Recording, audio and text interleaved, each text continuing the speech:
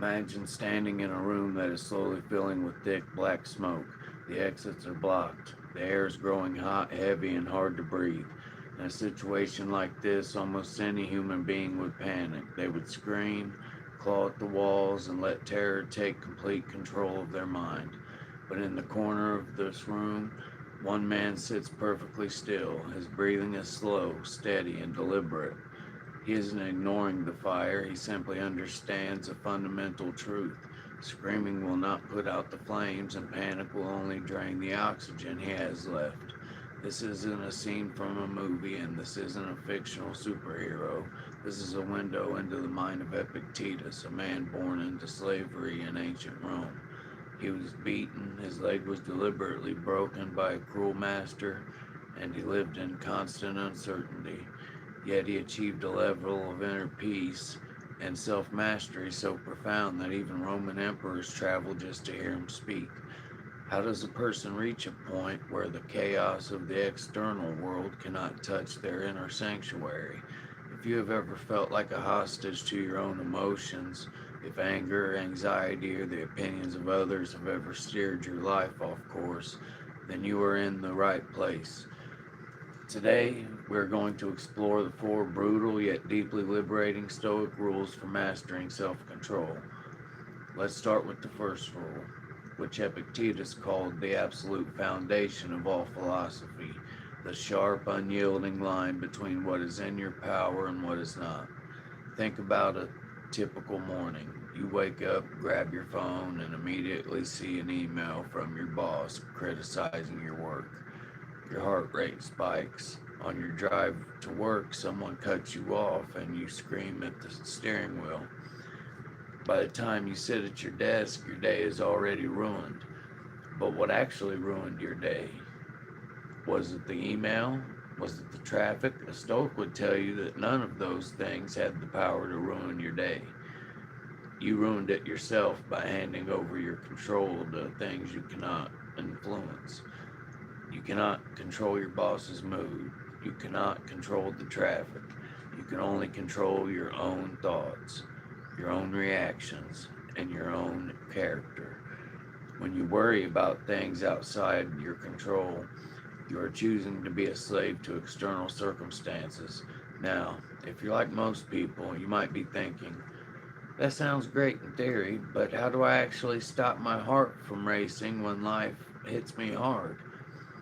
It's one thing to hear this advice, but it's another thing entirely to practice it when your world feels like it is crashing down. The secret lies in a mental filter that the Stoics practiced every single day, and it starts with a simple shift in how you talk to yourself when things go wrong. This brings us to the second rule, the deliberate practice of imagining the worst case scenario.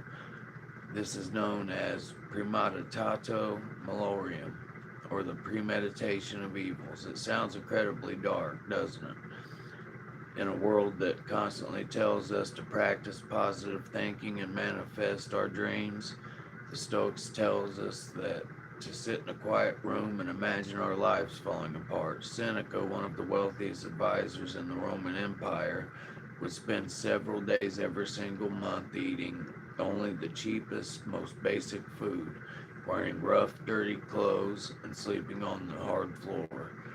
He would look at his meager surroundings and ask himself, is this the condition I was so afraid of? Why would a billionaire do this? Because he knew that fear grows in the dark of the unknown. When you refuse to think about failure, failure retains a terrifying power over you. But when you look your deepest fears in the eye, you realize they are rarely as catastrophic as your anxiety makes them out to be. If you prepare your mind for the storm before the rain starts falling, you will not wet your boots and panic when the downpour begins. But don't make the mistake of thinking this rule is about becoming a miserable pessimist. It is actually the ultimate antidote to anxiety. When you expect everything to go perfectly, the slightest inconvenience feels like a tragedy. But when you have already rehearsed disaster in your mind, you are no longer surprised by it.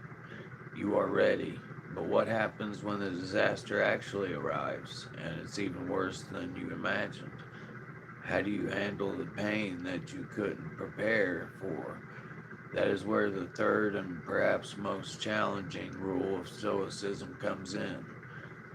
This third rule is called amor fati, which translates directly to love of one's fate. It is the practice of not just tolerating the difficult things that happen to you, but choosing to actively love them as necessary parts of your journey. Marcus Aurelius, the philosopher king of Rome, wrote that a blazing fire makes flame and a brightness out of everything that it's thrown into it. If you throw a damp wood onto a weak flicker, you put the fire out. But if the fire is strong, it consumes the wood, grows hotter, and burns brighter. You must become that strong fire. When an obstacle placed in your path is met with anger and resentment, it smothers your potential. But when you meet the obstacle with amor fati, you view it as raw fuel. If you lose your job, it's not a disaster, it's an opportunity to reinvent yourself. If a relationship ends, it's not a tragedy, it is a lesson in self-reliance. This is not a, this is not toxic positivity, it is a stubborn, radical refusal to let circumstances make you a victim. You cannot choose the cards you are dealt, but you can always choose how to play the hand. Take a moment right now to think about the single biggest frustration in your life. Maybe it's a difficult coworker, a financial strain, or a personal insecurity. Ask yourself, are you treating this obstacle like damp wood that is smothering your fire, or are you using it as fuel to burn brighter?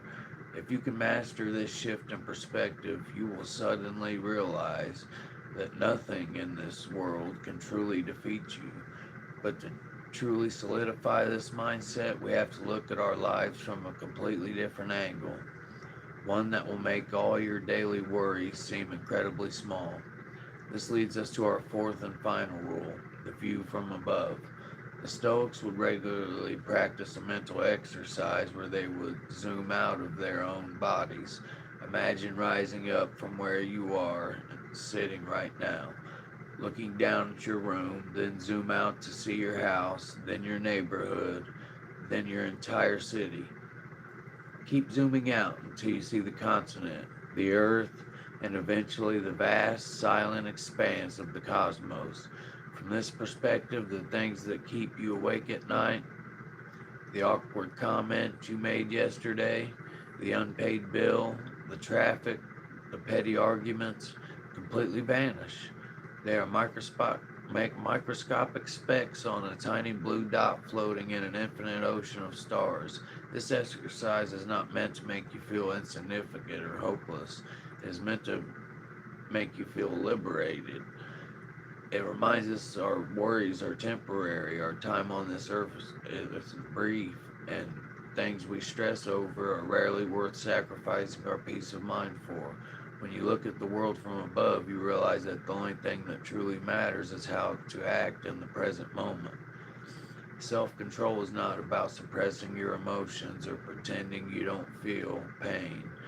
It is about understanding that you are the sky and your emotions are just the weather. The storms will come, the wind will howl, and the rain will fall, but the sky itself remains untouched, vast, and silent. You have the power to be the sky. If you want to continue training your mind, building your resilience, and mastering your inner world, make sure to hit that subscribe button right now. Join our community of modern thinkers who are choosing to live with purpose, strength, and calm in a chaotic world. Until next time, remember, you cannot control the world around you, but you can always control how you respond to it. Stay strong and stay stoic. Love and respect. What's up? That's the story. That's the end. Anybody in here? Right on.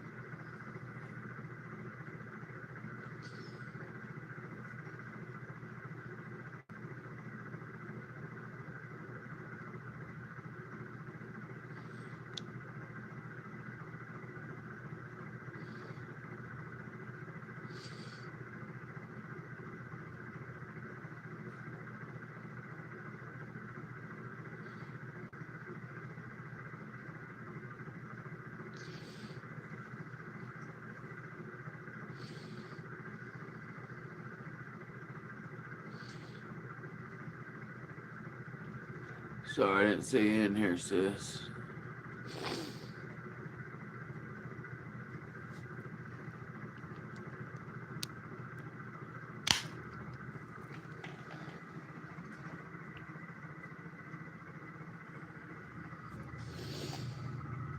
Man, my sister was in here and I didn't see her. Man.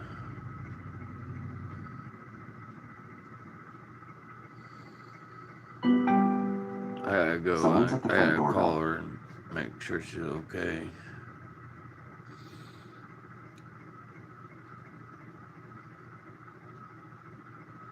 Sorry. Bye.